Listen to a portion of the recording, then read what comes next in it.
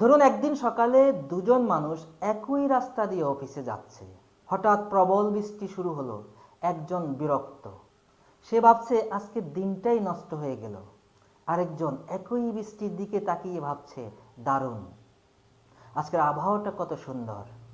আজ হয়তো অনেকেই দেরি করবে কিংবা অফিসেই আসবে না। আমি যদি সময় মতো অফিসে পৌঁছাতে পারি, তাহলে আজকের দিনটা আমার জন্য বাড়তি সুযোগ বয়ে আনতে পারে। আর এমন একটি সুন্দর দিনের জন্য আমি স্রষ্টার প্রতি কৃতজ্ঞ। একই রাস্তা, একই গন্তব্য, একই বাস্তবতা, তবুও একজন দেখছে সমস্যা, অন্যজন দেখছে সম্ভাবনা।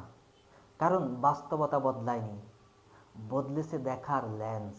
বিএলডিপি ফ্রেমওয়ার্ক বলছে আপনার জীবন বদলানোর আগে বদলাতে হবে আপনার চিন্তার ধরন। সহজভাবে বললে মাইন্ডসেট হলো আপনার ইনার গ্লাস, একটি অদৃশ্য চশমা যা দিয়ে আপনি পৃথিবীকে দেখেন।